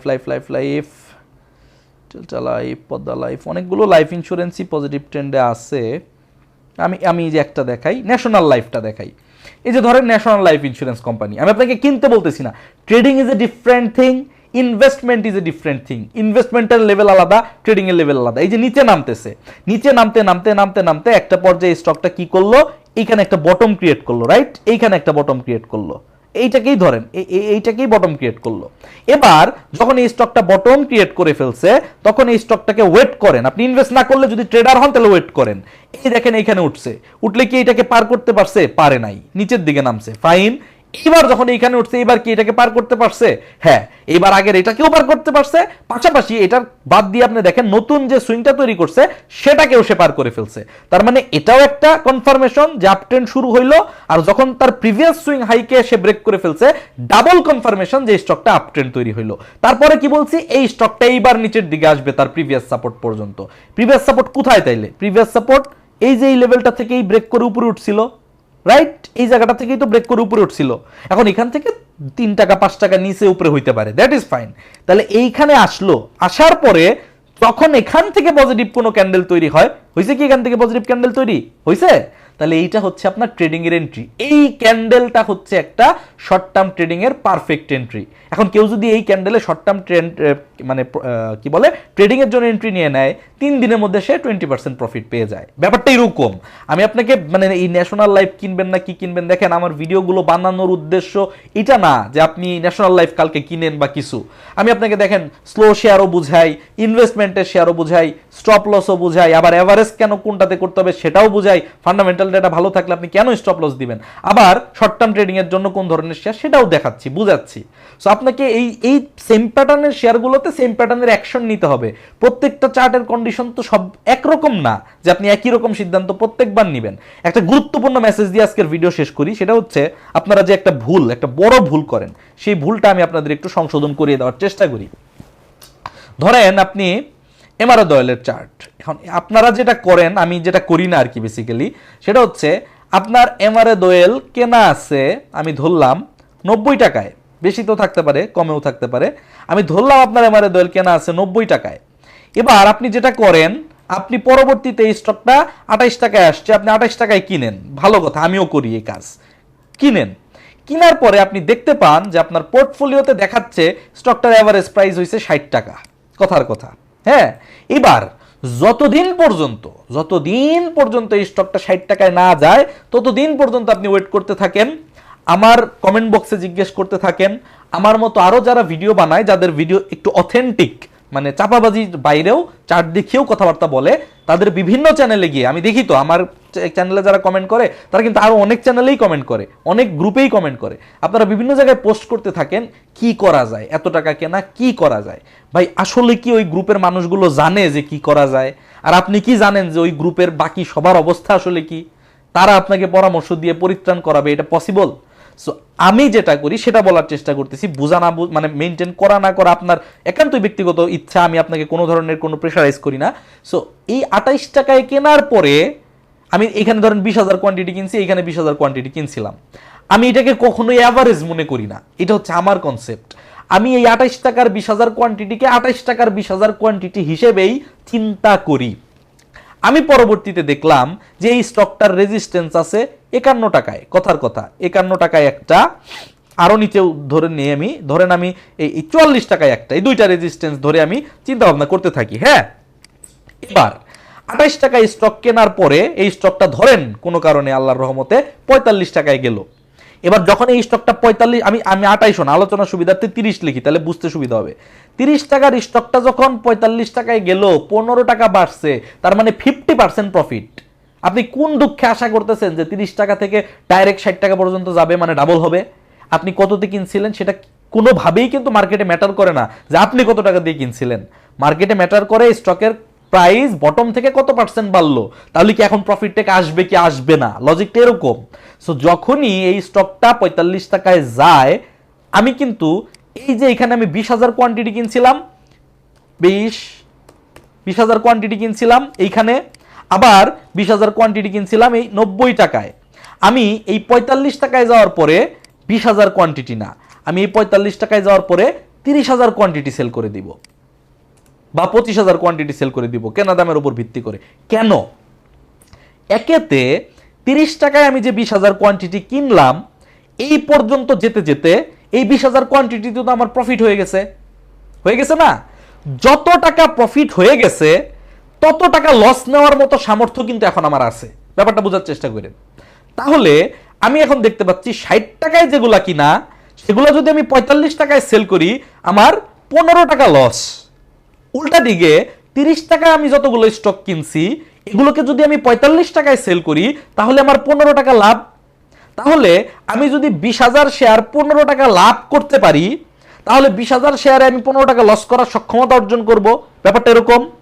তো আপনার যেহেতু কেনা 90 টাকা, আপনার এভারেজই 60 টাকা, আমি ধরে নিলাম আপনি সবগুলা সেল করতে পারবেন না, বাট আপনি হিসাব করেন ক্যালকুলেটরে নিয়ে, নতুন করে আপনি যেই 20,000 শেয়ার কিনছেন, সেই 20,000 শেয়ারে এখন কত টাকা প্রফিট হয়েছে, এবং এত টাকা লস দিলে আপনি পূর্বের 20,000 শেয়ার থেকে কতগুলা শেয়ার বিক্রি করতে পারবেন। আমি ধরে নিলাম আপনার রেজাল্ট আসলো যে আপনি 7,000 শেয়ার আপনি বিক্রি করতে পারবেন, 90 টাকায় কেনা 7,000 শেয়ার আপনি বিক্রি করতে পারবেন এই পরিমাণ প্রফিট আপনার 30 থেকে 45-এ যাওয়ার কারণে হয়েছে, তাহলে আপনি 27,000 শেয়ার এখানে সেল করে দেন। যখন আপনার এই রেজিস্ট্যান্সটা হিট করলো, আপনি 27,000 শেয়ার সেল করে দিলেন। এতে কি হইল? আপনার একটা টাকাও কিন্তু প্রফিট হইল না। এই 20,000 কোয়ান্টিটি চলে গেল, এই 27,000 কোয়ান্টিটি চলে গেল, সবই চলে গেল, সব জিরো। কিন্তু আপনি 20,000 স্টক 90 টাকায় কিনে আটকে ছিলেন। এইবার এই 20,000 স্টকের জায়গায় আপনার 13,000 স্টক অবশিষ্ট রইল। বাকি 7,000 থেকে আপনি মুক্তি পেলেন, এবং এই 13,000-এর বাই রেট কিন্তু 90 টাকা থেকে কমে 60 টাকায় আগেই আসছে যখন আপনি অ্যাভারেজ করছিলেন। পয়েন্টটা বোঝার চেষ্টা করেন। 90 টাকায় 20,000 কিনলে এবং 30 টাকায় 20,000 কিনলেন, ফলশ্রুতিতে 60 টাকা হয়ে গেল আপনার প্রাইস। পরবর্তীতে 30 থেকে 45 টাকায় উঠার কারণে আপনার একটা অ্যামাউন্ট প্রফিট হইল। সেই প্রফিটের অ্যামাউন্টে এবার আপনি সমপরিমাণ লস ক্যালকুলেট করে দেখলেন 7,000 শেয়ার আপনি সেল করতে পারেন। 7,000 শেয়ার আপনি লসে সেল করে দেন, এই প্রফিট দিয়ে কাটাকাটি হয়ে যাবে। ফলশ্রুতিতে এখন আপনার হাতে শুধুমাত্র 13,000 শেয়ার আছে, যার বাই রেট 60 টাকা। আর এতদিন আপনার 20,000 শেয়ার ছিল 90 টাকায় কেনা, 20,000 শেয়ার ছিল 30 টাকায় কেনা। এইবার আমি কি করব? আমি জাস্ট একটা ফেজ পার করে আমার কাঁধের ওপর যে বোঝা, সেই বোঝা 3 ভাগের 1 ভাগ কমিয়ে দিলাম। এবার এই স্টকটা যখন এই 45 টাকায় যাবে, এটা ব্রেক করে উপরে যাবে অথবা নিচে যাবে। যদি উপরে যায় আমি নিশ্চিতভাবে কিনবো না, যদি উপরে যায় আমি নিশ্চিতভাবে আর কিনবো না। যদি নিচে এসে পরবর্তী সাপোর্ট পর্যন্ত আসে, এই যে পরবর্তী সাপোর্ট 36 টাকা, এই 36 টাকায় আসলে আমি আবার ওই যে ক্যাশ করে ফেলছি, এখন তো আমার হাতে আবার ওই টাকাগুলো আছে, আমি এখানে আবার ধরেন 20,000 শেয়ার কিনলাম। কথার কথা, এখানে আমি আবার 20,000 শেয়ার কিনলাম। এবার যখন আমি 20,000 শেয়ার কিনলাম, আগে যেহেতু শেয়ার সংখ্যা এখন কম, নতুনটা বেশি, তার মানে কি এবার 36 টাকায় 20,000 শেয়ার কেনার পরে আমার এভারেজ রেট 45 টাকার আশেপাশে হয়ে যাবে। ডেফিনেটলি 45 টাকার আশেপাশে হয়ে যাবে। এর আগের বার কিন্তু আমি অলরেডি 45-এ সেল করছি। সো পরের সুইংয়ে আমি 45 টাকার উপরে পাওয়ার একটা পসিবিলিটি থাকবে, তখন আমি প্রফিটেবল হব। অথবা আমি যদি 45 টাকাতেও সেল করতে পারি, তাহলে কি হবে? আমি এমআরএ দল থেকে মুক্তি পাবো। ব্যাপারটা এরকম। কিন্তু দেখেন, আপনি যে ভুলটা করেন, আপনি এই যে 60 টাকায় বসেই আছেন, কিন্তু এমআরএ দয়েল যেটা করতেছে এইভাবে 60 টাকার আগে 3 বছর সময় অতিবাহিত করলো, কিন্তু আপনি এখনো বসেই আছেন লসে। অথচ আপনি যদি প্রপারলি সাপোর্ট রেজিস্ট্যান্স ধরে কোয়ান্টিটি আপ ডাউন করে ম্যাচ করতে পারেন, যত টাকা প্রফিট হয় তত টাকা লসের শেয়ার আপনি ওটার সাথে অ্যাডজাস্ট করে সেল করে দেন, তাহলে আপনি কিন্তু এই 3 বছরের মধ্যে সেল করে বেরিয়ে গিয়ে ইতিমধ্যে প্রফিটে থাকতে পারবেন। একদম সিম্পল একটা রিয়েলিস্টিক উদাহরণ দেই আমার নিজের ক্ষেত্রে। আমি যে ভুলটা করছিলাম, আমি সেই ভুলটা স্বীকার করে আমি কিভাবে পরিত্রাণ পাইছি সেটা আমি আপনাকে দেখাই। আমি এই স্টকটা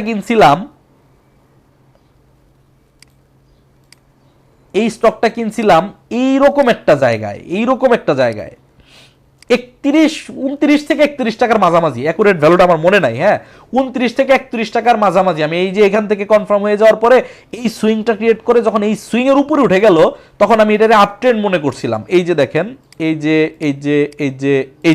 এই আপ ট্রেন্ডটা উঠবে এবং এই ফ্লোরের গ্যাপ পূরণ করবে, এটা ধারণা করে আমি এখানে একটা এন্ট্রি নিয়ে ফেলছিলাম, ভালোই কোয়ান্টিটিতে এন্ট্রি নিয়েছিলাম। মুক্তিটা পাইছি কিভাবে?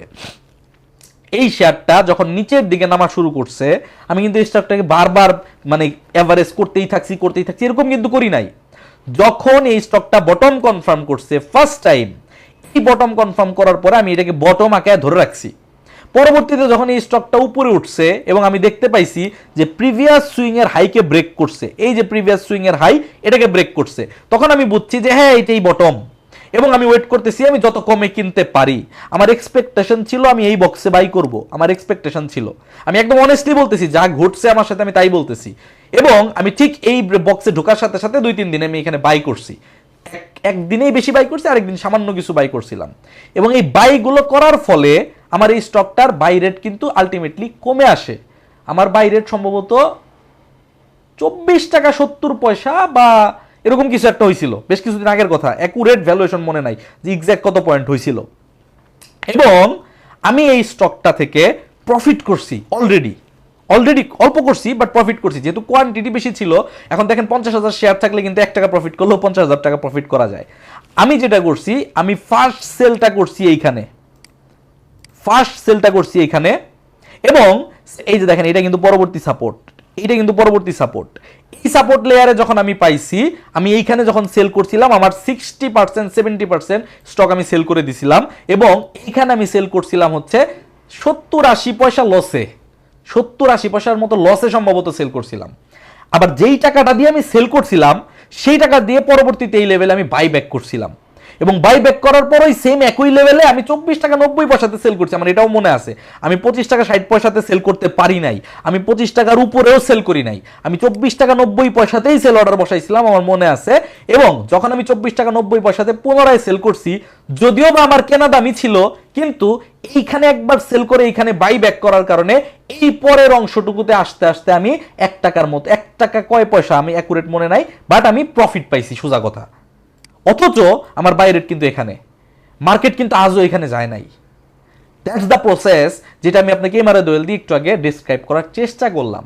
সো ট্রেডিং মানে হচ্ছে মার্কেট ফ্ল্যাকচুয়েশন করবে, মার্কেট যখন ফ্ল্যাকচুয়েশন করে সেটাই ট্রেডিং এর মজা, সেখানেই আপনাকে আপস অ্যান্ড ডাউনস ধরে ধরে ট্রেড করতে হবে। Investment is a different thing. আপনি ব্যাট বিসিজিপির মতো শেয়ারে লং টার্ম ইনভেস্ট করেন, কিছুদিন আগে আপনি যে এরকম পেয়েছেন, হুট করে অনেক বছরের সাধনার মতো একটা জিনিস, ধরেন এই পুরা অংশ টাকা ধরে যারা বিনিয়োগ করছিল এখানে একবারে হুট করে গেইনার হয়ে গিয়েছে, এইটা কবে হবে কেউ বলতে পারে না। সো এইটা আপনি ইনভেস্টমেন্টে করতে পারেন, কোনো ভুল নাই, বাট ট্রেডিং করলে আপনাকে টেকনিক্যালটা বুঝতে হবে এবং সুইং ধরে ধরেই আপনাকে আগাতে হবে। এর বাইরে আসলে আমার জানা মতে কোনো জাদু মন্ত্র নাই। আমি এভাবেই শিখি, আমি এভাবেই শেখাই, আমি আপনাদেরকেও এভাবে শেখার জন্য রিকমেন্ড করি। আমি চাই আপনারা শিখে, আপনারা জেনে বুঝে এইভাবেই করেন, কারণ কখনোই একটা বাই রেঞ্জ আমার কত এর সাথে মার্কেটের কোনো সম্পর্ক নাই। মার্কেট কোথায় কিভাবে রিয়াক্ট করতেছে আপনাকে সেই লেভেলের সাথে নিজেকে ম্যাচ করাতে হবে। That's it. সো আজকের ভিডিও এ পর্যন্তই। আর টেকনিক্যাল অ্যানালিসিস ট্রেনিং, যেটা আমার ট্রেনিং প্রোগ্রাম, ওটা সবসময়ই চলে, যেহেতু আমি ওইটা রেকর্ডেড ভার্সন চালু করে অটোমেশন করে ফেলছি। কন্টিনিউয়াসলি প্রশ্নোত্তরের মাধ্যমে সাপোর্ট দেওয়া হয় এবং ক্লাসগুলো অলরেডি রেডিমেড আছে। সো যে কেউ যে কোনো সময় যে কোনো অবস্থায় জয়েন করতে পারেন, এটার কোনো নির্দিষ্ট ডেট বা কোনো কিছু নাই, এবং মেম্বারশিপটা হয় লাইফ টাইমের জন্য। সো আপনি যখন একবার আমার টেকনিক্যাল ট্রেনিং কোর্সটাতে জয়েন করবেন, আপনি লাইফ টাইমের জন্য ওই ট্রেনিংয়ের মেম্বার হয়ে যাবেন। ভবিষ্যতে যখন আমি কোনো আপডেট দিব, কোনো গ্রুপ মানে কোনো কিছু গ্রুপ আপগ্রেডেশন করব, বা নতুন ভিডিও দিব, নতুন ক্লাস, নতুন কোনো কিছু নিয়ে আসবো, আপনি লাইফ টাইম সেটার ফ্যাসিলিটি পেতে থাকবেন। So that's it. নাও করতে পারেন, আমার তো ভাই দেখেন আমি ভিডিও বানাচ্ছি, আপনাকে বুঝাচ্ছি, শিখাচ্ছি। এখন সত্যি কথা যেটা, আমি একটা ট্রেনিং করাই, ওই ট্রেনিংটা করলে আপনার প্রফিট, ওই ট্রেনিংটা আপনাকে করাইতে পারলে ফিনান্সিয়ালি আমারও প্রফিট। আমি সিম্পলভাবে সেই জিনিসটার কথাই মাঝে মাঝে বলি। আমি আপনাকে, আমার গ্রুপও আছে, আমার সবই আছে, আমি কিন্তু কোনোদিন কোনো ভিডিওতে কোথাও কখনো আপনাদের কাউকে কখনো বলি যে আসলে আমার পেইড গ্রুপে কিংবা কারো পেইড গ্রুপে জয়েন করেন, শুনে শুনে ট্রেড করেন। দিনের শুরু থেকে, মানে ভিডিও তৈরি করার শুরু থেকে আজ পর্যন্ত সবসময় আমি আপনাদেরকে বলতেছি শিখেন, শিখেন, আমার কাছে শিখেন, না হইলে অমুক ভাইকে ভালো লাগে তার কাছে শিখেন, না হইলে আপনার ডিএসসির প্রতিষ্ঠানে গিয়ে শিখতে মন চায় তার কাছে শিখেন, বাট মূল কনসেপ্টটাই হচ্ছে শিখেন। শিখলে আপনি পারবেন। সত্যি একটা কথা বলি, মার্কেট এত খারাপ সিচুয়েশনে আছে, তারপরেও কিন্তু আমরা যারা মানে একটু একটু বুঝি, আমরা কিন্তু সাস্টেইন করতে পারতেছি। টুকটাক প্রফিট কিন্তু এর মাঝখান থেকেও বের করতে, ডেফিনেটলি হাইলি প্রফিটেবল না, এই মুহূর্তে কেউই হাইলি প্রফিটেবল না। দু একজন কাকতালীয়ভাবে দু একটা স্টক হয়তো লেগে যাচ্ছে, তারা হয়তো পাচ্ছেন, বাট আমি হাইলি প্রফিটেবল না, but I am not loser. এই কথাটা মনে রাখতে হবে। সো আমাদেরকে টিকে থাকতে হবে, এবং মার্কেট যখন গেইন দিবে, এই ছোট্ট সময়টাতে একটা বড় রিকভারি করতে পারছি, যেটা আসলে আমরা অনেকে এক্সপেক্টও করি নাই যে আমরা করতে পারবো। একটা লম্বা সময়ের জট থেকে ছাড়িয়ে, আমি যদি একদম অনেস্টলি ভিডিওতে বলি, আমি এখন একদম আমার পোর্টফোলিও একদম সতেজ অবস্থায় আছে, আমার 0% লস আছে, আমি আমার ক্যাপিটাল ইউজ করতে পারতেছি, আমি নিটিং করে করে প্রফিট বের করতে পারতেছি। I am happy. কেন করতে পারতেছি? কাউকে কিন্তু আমিও জিজ্ঞেস করি না, চার্ট ট্রিট করি ভাই। চার্ট ট্রিট করা শিখেন। চার্ট ট্রিট দেখেন, ব্যাপারটাই হচ্ছে এরকম যে আপনি যদি নিজে 1000 ঘন্টা সময় দিতে পারেন, আমার ট্রেনিং করার প্রয়োজন নাই, কারো ট্রেনিং করার প্রয়োজন নাই, আমিও তো সময় দিয়েই শিখি। সো আপনি 1000 ঘন্টা সময় দেন, ওপেন বুক থেকে, ওপেন বুক না, ওপেন সোর্স থেকে স্টাডি করেন, আপনি আস্তে আস্তে এক্সপার্ট হয়ে যাবেন। আপনাকে ব্যাক টেস্ট করতে হবে। আর আপনি যদি কারো ট্রেনিং করেন, পার্থক্যটা এখানেই যে ওই লোকটা হয়তো বা 1000 ঘন্টা ব্যাক টেস্ট স্টাডি করছেন, এবং করার পরে ওই 1000 ঘন্টা থেকে উনি হয়তো বা 20 ঘন্টার একটা নির্যাস বা সামারি আপনাদেরকে শর্টকাটে শেয়ার করে, যেই কারণে আপনার হয়তো বা 1000 ঘন্টার সময়টা বেঁচে যাচ্ছে, আপনি 20 ঘন্টা দেখে একটা সামারি পেয়ে যাচ্ছেন। বাট একটা ট্রেনিং মানেই কোনো জাদু না, এবং আমি আপনাকে কনফার্ম করে বলতেছি, বাংলাদেশের কোনো ট্রেনার বা কোনো প্রতিষ্ঠানে টেকনিক্যাল অ্যানালিসিসের উপর কোনো থিওরি আবিষ্কৃত হয় নাই আমার জানা মতে। আমি অনেকগুলো ট্রেনিং করছি, বাট কোনো আবিষ্কার খুঁজে পাই নাই। আমি যেটা পাইছি, এক একজন এক একটা টেকনিক ভালো বুঝেন, তারা সেই টেকনিকগুলোকে তাদের মতো করে রিপ্রেজেন্ট করেছেন এবং ব্যাকএন্ডে তারা নিজেরাও আগে সেটা শিখেছেন, ব্যাক টেস্ট করেছেন। আমিও সেই কাজই করি, সেইভাবেই করি এবং সেই জিনিসটাকেই নিজের মতো করে প্রেজেন্ট করে প্রফেশনাল অ্যাপ্রোচে আপনাদের সামনে প্রেজেন্ট করি। এর বাইরে কিন্তু কোনো কিছুই না। এনিওয়ে, সো ট্রেনিং করতে চাইলে জয়েন করেন, ট্রেনিং করতে না চাইলে নো ইস্যুস। আগামী ভিডিওতে আবার কথা হবে। আগামী সপ্তাহে ইন্ডেক্সের কন্ডিশন বুঝে নতুন করে আমরা আপডেট শেয়ার করব। তবে এই মুহূর্তে মার্কেট নিয়ে আমি অনেক বেশি আশাবাদী না, মার্কেট নিয়ে এই মুহূর্তে আমি অনেক বেশি প্যানিকড না। আমি শুধু আপনাকে আমার প্ল্যানটাই আমি আপনাকে সরাসরি বলে দিই। আমার প্ল্যানটা হচ্ছে, আমার কাছে এখন ক্যাশ আছে। আমি যেটা করব, আমি এই ফুল ক্যাশ কোনোভাবেই ইনভেস্ট করব না। মার্কেট যদি আগামী সপ্তাহে পজিটিভও হয়ে যায়, আমি কোনোভাবেই এখানে ফুল ক্যাশ ইনভেস্ট করব না। বাট মার্কেট যদি আগামী সপ্তাহে পজিটিভ হয়ে যায়, আমি হাত গুটিয়ে বসেও থাকবো না। আমি এইখান থেকে আমার ক্যাপিটালের এমন একটা অংশ ইনভেস্ট করব যাতে করে ওই শেয়ারটাকে, ওই পার্টিকুলার শেয়ারটাকে আমি অন্তত পক্ষে 3বার বাই করতে পারি। এবং যখনই আমি একটা শেয়ারকে, পার্টিকুলার শেয়ারকে 3বার বাই করতে পারবো, ওই স্টক আমাকে লুজার করবে না বর্তমান মার্কেট কন্ডিশনে। এর কোনো সম্ভাবনা নাই, কোনো সম্ভাবনা নাই। অনেস্টলি স্পিকিং, গত সপ্তাহে আমি সালভো কেমিক্যাল 36 টাকায় বাই করছি, অ্যাকুরেট 36 টাকায়। কোন ক্যান্ডেলে মনে নাই, এই ক্যান্ডেলে না ওই ক্যান্ডেলে 36 টাকায় বাই করছি। আবার এই সালভো কেমিক্যালটাকে আমি 30 টাকা 90 পয়সা কোথায় ছিল, এই 30 টাকা 90 পয়সায় 2 দিন বাই করছি, একদম টানা 2 দিন, স্পষ্ট মনে আছে। 30 টাকা 90 পয়সায় বাই করছি। শুধু 30 টাকা 90 পয়সায় না, 30 টাকা 90 পয়সা থেকে নিয়ে শুরু করে 31 টাকা 70 পয়সা পর্যন্ত, এই পর্যন্ত আমি এই পুরো জায়গাটাতে এই স্টকটাকে বাই করছি। আবার আমি 36 টাকায় প্রথম বাই করছিলাম। এখনো কিছু কোয়ান্টিটি আমার, না সরি ভুল বললাম, কিছু ম্যাচিউরড কোয়ান্টিটি ম্যাচিউরড হয়েছিল না, যেই কারণে আমি সেল করতে পারি নাই। বাট বাকি যে কোয়ান্টিটিটা ছিল, সেই কোয়ান্টিটিটা যখন আমি এখানে অ্যাভারেজ নিটিং করছি, পরবর্তীতে স্টকটা 35 টাকায় উঠে যাওয়াতে আমি ইতিমধ্যে একটা ভালো প্রফিট পেয়ে গেছি। বাট আমি কিন্তু স্টক কিনে লসে ছিলাম, কিন্তু আমি 36 টাকা থেকে 30 টাকায় নামার আগে কিন্তু এভারেজ করি নাই। পার্থক্যটা বুঝছেন, মানে ভুলগুলা কোথায় করে ফেলি আমরা। 36 টাকা থেকে যখন 30 টাকায় যায়, একটা স্টকের মধ্যে 20% গ্যাপ তৈরি হয়। 30-এর পরে 33, 33-এর পরে 36, সো 20% গ্যাপে আমি এভারেজ করতে পারি। বাট 36 টাকার পরে আপনি 34 টাকা 50 পয়সা গেলে পরের দিন এভারেজ করেন, আবার 34 টাকা 50 পয়সা 33 টাকা গেলে আবার এভারেজ করেন, এরপর আরো কমলে 8 টাকা নাই। আমি কি করি, 36 টাকায় একবার কিনলাম, 30 টাকায় গেলে ধরেন এভারেজ করি, এরপর আমি 25 টাকায় গেলে একবার এভারেজ করবো। এখন আপনার কি মনে হয়, বা আপনি কি আমাকে বলতে চান সালভো কেমিক্যাল 25 টাকার নিচে চলে যাবে? ওই জিনিস বোঝার জন্য তো আমি আগে ফান্ডামেন্টালটাও দেখে নিছি ভাই। ফান্ডামেন্টালটা তো আমি দেখে নিছি, 12 পি রেশিওতে থাকতে আমি কিনছি, ইপিএস ভালো, সবকিছু ঠিকঠাক আছে, তো এটা 25 টাকার নিচে কি কারণে যাবে? অলরেডি তো আমি ফেয়ার বটমেই কিনছি, তাই না? সো আমার রেঞ্জটা থাকে, আমি 36 একবার কিনলে 30 একবার কিনবো, 25 একবার কিনবো। আমি 3টা ভাগ রাখি। যখন আমি, মানে মার্কেট খারাপ থাকে তখনকার কথা বলতেছি, আমি কিন্তু সবসময় এই কাজ করি না। যখন মার্কেট খারাপ থাকে তখন আমি এই কাজ করি। সো তখন যেহেতু আমার এই 25 টাকার রেঞ্জ পর্যন্ত যাওয়াই লাগে নাই, একটা ফান্ড আমার কাছে অলরেডি ফ্রি পড়ে আছে, এইটুকুর মধ্যে কিন্তু নিটিং করে করে আমি সাইজ করে ফেলি। এখন কিন্তু আমার সালভো কেমিক্যালের বাই রেট হচ্ছে যতটুকু পরে আছে, মনে ম্যাচিউর ছিল না, ওটার বাই রেট ছিল আমার 33 টাকা 33 টাকা কয় পয়সা জানি, 10-20 পয়সার মতো হবে। বাট আমি 35 টাকার উপরে সেল করতে পারছি। এখন আপনি দেখতে পাচ্ছেন মাত্র 2 টাকা, কিন্তু আমি তো এইখান থেকে এই পর্যন্ত আস্তে আস্তে কোয়ান্টিটি বাড়িয়ে ফেলছি। সো আমি 2 টাকা বাইর করতে পারলেও তো আমার এখানে মানে মোটামুটি একটা ভালো টাকা চলে আসে। স্টিল সালভো কেমিক্যাল আরও বাড়তে পারে, স্টিল সালভো কেমিক্যাল নিয়ে আমার আরও ট্রেডিং করার অপরচুনিটি, প্ল্যান দুইটাই আছে। বাট আমি আপনাকে এই জিনিসটা বোঝাচ্ছি যে আমরা যে জিনিসটা করি, যে 25 টাকায় কিনবো আর এই যে এখানে 50 টাকায় বেচবো, এইটা ট্রেডিং না ভাই, এটা ইনভেস্টমেন্ট। যখন আপনি ট্রেডিং করবেন, আপনাকে সুইংয়ের তালে তালে কিনতে বাই সেল করতে হবে। আমি আপনাকে খুব সহজভাবে বুঝাই, আপনার হাতে যদি 10 লাখ টাকা থাকে এবং আপনি যদি 3 লাখ টাকা দিয়ে ইনভেস্টমেন্ট করেন এবং ওই শেয়ারটার পিছনেই যদি আপনি লেগে থাকেন, আপনি প্রফিট বের করতে পারবেন প্রতি মাসে।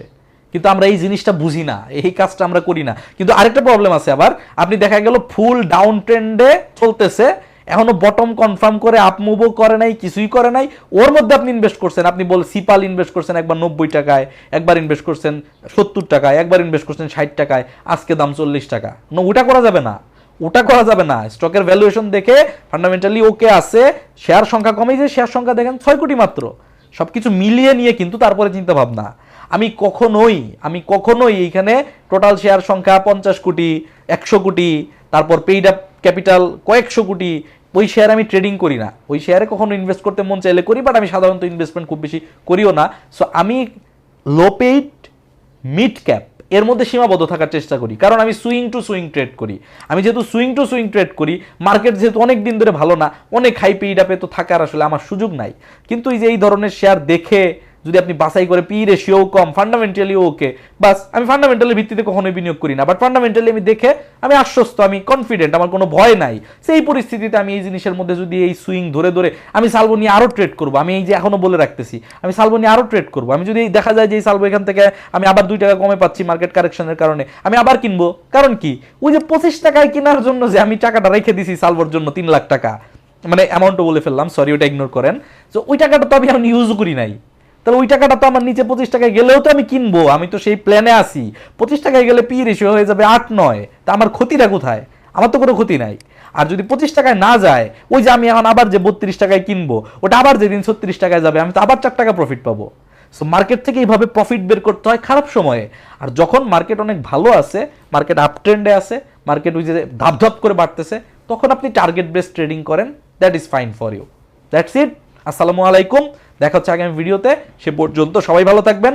ভিডিও 1 ঘন্টা হয়ে গেছে, একটা করজোরে হাত জোর করে মাপ চাচ্ছি, কারণ আপনারা সবাই ভিডিও খালি ছোট দিতে বলেন, বড় দিলেই অনেক কিছু শুনতে হয়। বাট গত ভিডিও ছোট দেওয়ার কারণে আবার দেখলাম যে ছোট ভিডিও যারা দিতে বলেন তার সংখ্যা যদি হয় 10 জন, গতদিন আমি দেখলাম 100 জন বলেছেন যে না, ভিডিও যত বড় করা লাগে করেন, যত নলেজ শেয়ার করতে পারেন করেন, আমরা শুনতে রাজি আছি। আজকের ভিডিওতেও আমি আপনাদের কাছ থেকে কমেন্ট এক্সপেক্ট করতেছি যে এই যে 1 ঘন্টার ভিডিও আমি দিলাম, এতে আদতে আপনার কি কোনো লাভ হইলো? আপনি কি মানে এই 1 ঘন্টার ভিডিওটা যদি আমি ইন্ডেক্সের আলোচনা এবং স্টকের আলোচনার মধ্যে 20 মিনিট করে শেষ করে দিতাম, ওটা আপনার জন্য বেটার ছিল না এই যে 1 ঘন্টা কষ্ট করে আমারই তো সময় নষ্ট হইলো, ভিডিও তৈরি করলাম, এটা আপনার জন্য বেটার হয়েছে? এই জিনিসটা ভিডিওতে কমেন্ট করে আপনারা জানাতে ভুলবেন না। আমি কখনো কমেন্ট চাই না, ওগুলো আমার দরকার নাই, লাইক কমেন্ট। বাট যদি আপনি কমেন্ট করেন যে এইটা আপনার জন্য উপকারী হয়েছে, তাহলে আমি ভবিষ্যতে এরকম নলেজ শেয়ারেবল বড় বড় ভিডিও মেক করার চেষ্টা করব। আর যদি দেখি যে না, সেটা আসতেছে না, তাহলে আমি ইন্ডেক্সের আপডেট দিয়ে 2টা স্টক দেখায় ক্লোজ, ওই ভিডিও এখানেই ক্লোজ থাকবে। আসসালামু আলাইকুম, আল্লাহ হাফেজ।